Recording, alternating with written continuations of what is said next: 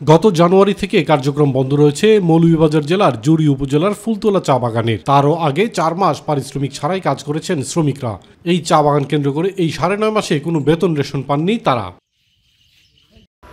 সরেজমিনে গিয়ে দেখা যায় বাগানের কারখানা ও প্রশাসনিক ভবনে ঝুলছে তালা। শ্রমিকদের নেই তেমন কোনো আনাগোনা। অপরদিকে দীর্ঘদিন মজুরি না পাওয়া ও বাগান বন্ধ থাকায় চরম সংকটে বাগানের শ্রমিকরা। 1.5 বছর ধরে বাগানের বিদ্যুৎ সংযোগ বন্ধ থাকায় তাদের ঘরেও নেই বিদ্যুৎ, খাবার। চিকিৎসার অভাবে পড়েছেন স্বাস্থ্য ঝুঁকিতে। শিক্ষার মৌলিক অধিকার থেকে বঞ্চিত হচ্ছেন শ্রমিকদের শিশুরা। 9 মাস যাবৎ চা বাগান বন্ধ আছে। আমাদের খুবই কষ্টের বিনিময়ে দিন যাপন করছি। শ্রমিকের পক্ষ থেকে আমি মাননীয় সরকারকে বলছি আমাদের অতি সত্ত্বর এই বাগানটা খোলার জন্য। বছর দিন তো আমরা কাজ কাম বন্ধ, আমরা খানি নাই পিনি নাই, ঘর দুয়ার পানি পড়ে, আবার কোন দিকে যাইতে পারি না, বস্তি বাড়ি কি করিয়া খাইমু, কেমনে চলমু?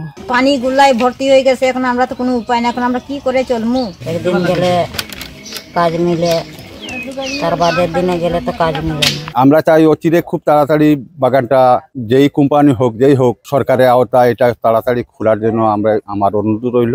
9 মাস থেকে ফুলতলা চা বাগানের শ্রমিকরা তলব, রেশন এবং চিকিৎসার সুবিধা, ঘর বাড়ির সুবিধা কোনো কিছু পাচ্ছে না। আপনারা জানেন 1400 শ্রমিক কিন্তু মানবেতর জীবনযাপন করতেছে।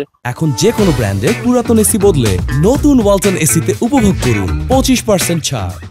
সংকট সমাধানে জাতীয় চা বোর্ডকে চিঠি দেন স্থানীয় উপজেলা নির্বাহী কর্মকর্তা। ফলশ্রুতিতে প্রশাসন, বাগান ব্যবস্থাপনা কমিটি ও শ্রমিক প্রতিনিধির সাথে বৈঠক করে আসার কথা শুনিয়েছেন বাংলাদেশ টি বোর্ডের চেয়ারম্যান। জানিয়েছেন আগামী রোববার থেকে খুলে দেওয়া হবে বাগান, ধীরে ধীরে দেওয়া হবে শ্রমিকদের পাওনা বেতনও। ফুলতলা চা বাগানের চা শ্রমিক এবং বাগানটা যেন স্বাভাবিকভাবে সচল থাকে সেই ব্যাপারে আমরা প্রতিশ্রুতিবদ্ধ, এবং যে ধরনের সহযোগিতা প্রশাসনের ক্ষেত্রে সহযোগিতা করার সুযোগ থাকে আমরা এগুলা করব। ফ্যাক্টরি বন্ধ থাকার পেছনে যে দুটো কারণ আমরা আইডেন্টিফাই করলাম, একটা হলো ম্যানেজমেন্টের দুর্বলতা, কিছুটা অনিয়ম ছিল, এবং দ্বিতীয় হচ্ছে মালিকের প্রচন্ড রকমের উদাসীনতা। আমরা টি বোর্ডের পক্ষ থেকে 1 সপ্তাহের অগ্রিম তাদেরকে ভাতা দিয়ে কাজে ফেরত নিয়ে আসতেছি। এই টাকাটা আমরা লোন আকারে বাগানকে দিচ্ছি। পরবর্তীতে আমরা বাগান উৎপাদন হলে বা মালিক যখন ফেরত আসবে মালিকের কাছ থেকে এই টাকাটা আমরা উদ্ধার করে নিব।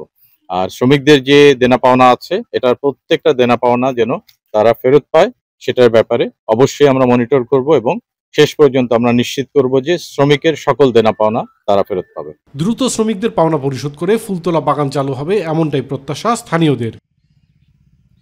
ইলিয়াস কমল, মাই টিভি।